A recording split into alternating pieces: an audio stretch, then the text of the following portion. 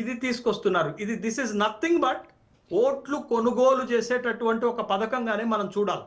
ఇది మహిళా సాధికారిత కోసమో లేకపోతే మహిళల యొక్క జీవన విధానాన్ని మెరుగుపరచడానికి తీసుకొస్తున్నటువంటి పథకం అయితే అప్రిషియేట్ చేయాలి.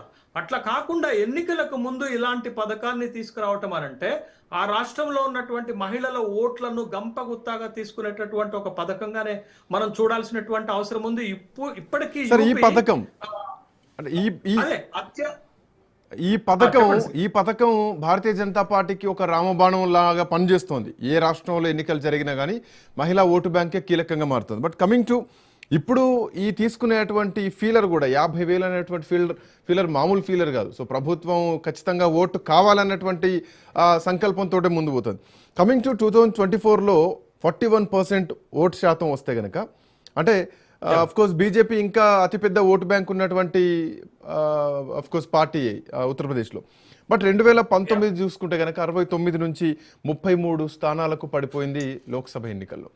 బట్ ఇది రాను అంటే గ్రాఫ్ తగ్గుతూ వస్తుంది. ఇప్పుడు ఈ మహిళా ఫ్యాక్టర్, సో ఏదైతే మనం గతంలో మాట్లాడుకున్నటువంటి రాష్ట్రాలు మధ్యప్రదేశ్ లేదంటే బీహార్లో, ఇందాక మహారాష్ట్ర, సో ఈ ఫార్ములా ఉత్తరప్రదేశ్కు వర్తించుతుందా? ఎందుకంటే ఇక్కడ అఖిలేష్ యాదవ్ కూడా అంతే బలమైనటువంటి వ్యక్తి.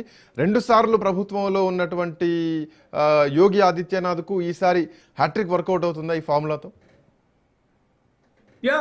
శ్రీకాంత్, ఇక్కడ ఒక ఇంట్రెస్టింగ్ పాయింట్ మనం చూడాలా. 2022 శాసనసభ యూపీ శాసనసభ ఎన్నికల్లో బీజేపీ గ్రాఫ్ తగ్గింది. ఎస్పీ 111 శాసనసభ స్థానాల్లో అలయన్స్ పార్ట్నర్స్ తో కలిపి 120 శాసనసభ స్థానాల్లో గెలిచి ఒక బలమైనటువంటి ప్రతిపక్షంగా ఏర్పడింది. మీకు 2024 లోక్సభ ఎన్నికలకు వచ్చేసరికి కంప్లీట్ గా ఎస్పీ లీడ్ తీసుకొని సొంతంగా 37 లోక్సభ స్థానాలు గెలిస్తే, కాంగ్రెస్ పార్టీ 6 గెలిస్తే మొత్తం 43 స్థానాల్లో కూటమి విజయం సాధిస్తే, ఇప్పుడు జరగబోతున్నటువంటి 2027 ప్రథమార్థంలో జరిగేటటువంటి శాసనసభ ఎన్నికల్లో ఇప్పుడుకున్నటువంటి సమాచారం ప్రకారం, ఇప్పుడు అందుతున్నటువంటి వార్తలు విశ్లేషణల ప్రకారం కనుక మనం చూస్తే ఎస్పీ చాలా లీడ్ తీసుకుంటుంది.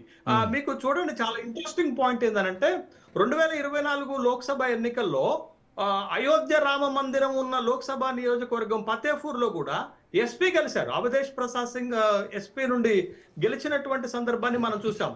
ఇప్పుడు యూపీలో రామ మందిరంలో జరిగినటువంటి విరాళాల చోరీ చాలా కీలకమైన పాయింట్.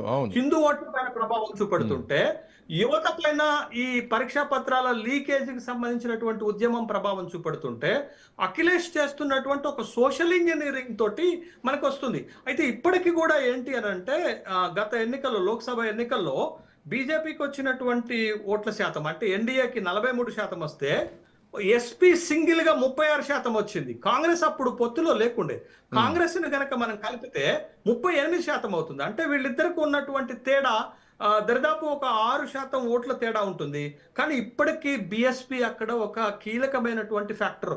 పోయిన లోక్సభ ఎన్నికల్లో 12% ఓట్లు వచ్చాయి వాళ్ళకి.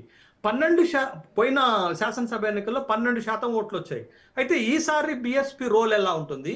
బిఎస్పీని కాదని ఇంకొక పార్టీ కూడా వచ్చింది, చంద్రశేఖర్ ఆజాద్ స్వయంగా తను ఒక పార్లమెంటు స్థానంలో 24లో గెలవటంతో పాటు తన పార్టీకి కూడా ఒక నమ్మకమైనటువంటి 2.7% నుంచి 4% ఓట్ బ్యాంకుని సంపాదించుకునేటటువంటి ఒక దళిత ఓటు బ్యాంకు ఫ్యాక్టరు ఒక పార్టీ ఎమర్జ్ అవుతుంది. కాబట్టి ఈ పరిణామాలు ఎలా ఉంటాయి అనేది మనం చూడాల్సిందే. రెండోది ఏంటి అని అంటే, ఇక్కడ బీజేపీ అలయన్స్ స్ట్రాంగ్ గా ఉంది. బట్ ఇప్పుడు ఎస్పీ తోటి కాంగ్రెస్ కలవటం తోటి కాంగ్రెస్ కి మరికొన్ని శక్తులు గనక ఎస్పీకి మరికొన్ని శక్తులు గనక అక్కడ కలిస్తే, బలహీన వర్గాలు, వెనుకబడిన వర్గాలకు సంబంధించినటువంటి కొన్ని శక్తులు గనక ఎస్పీ వైపుకు వస్తే ఖచ్చితంగా ఎస్పీ లీడింగ్ ఫ్యాక్టర్ గా ఉంటుంది. ఎస్పీకి గెలుపు అవకాశాలు రోజు రోజుకి మెరుగుపడుతున్నటువంటి అంశాలే. ఒకవైపు మీరు అన్నట్టు సోషల్ ఇంజనీరింగ్ అంశం అంటే గతంలో మై అనేటువంటి అంటే ముస్లిమ్స్ అండ్ యాదవ్స్ లోంచి ఈరోజు MY, so Muslims and Yadavs నుంచి ఆ తర్వాత అఖిలేష్ యాదవ్ ఈసారి మీరు అన్నట్టు దళిత్ పీడిఏ, సార్ పీడిఏ ఫార్మేట్లోకి వచ్చారు. ఆయన అల్పసంఖ్యాకులకు, సో బీసీలకు ఈ కోణంలో ఆయన వెళ్తున్నారు. బట్ ద పాయింట్ ఏంటంటే సార్, బీఎస్పీ ఓటు బ్యాంక్ ఎటుపోతుంది అన్నది కూడా ఒక పాయింట్ ఇక్కడ మనం డిస్కస్ చేయాలి. 2019లో ఆల్మోస్ట్ మీరు ఇందాక చెప్పినట్టు 15 నుంచి 19% ఓటు బ్యాంక్ ఉంటే కనుక 24కి వచ్చేసరికి అది 9% పైగా పడిపోయింది. సో ఇట్లాంటి పరిస్థితుల్లో ఒక్క సీటు కూడా గెలుచుకున్నటువంటి బీజేపీ మాయావతి తన స్థానాన్ని కాపాడుకునేటువంటి పరిస్థితులు ఉన్నాయా? అండ్ బీఎస్పీ ఓటు బ్యాంకు బీజేపీకి టౌన్ అవుతుందా, ఎస్పీకి టౌన్ అవుతుందా, లేదంటే కాంగ్రెస్ పార్టీకి టౌన్ అవుతుందా? సో ఎట్లా చూడొచ్చు సార్ ఈ అంశాన్ని, ఎట్లా చూడొచ్చు? ఎందుకంటే అది కూడా గెలుపులో కీలక పరిణామం.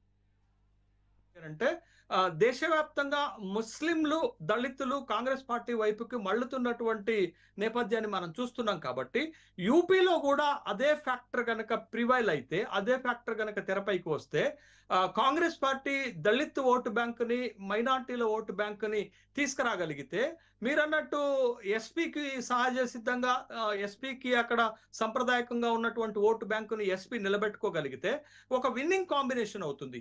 కాబట్టి దళిత్ ఓట్ ఫ్యాక్టర్ ఎలా ఉంటుంది, అటు చంద్రశేఖర్ ఆజాద్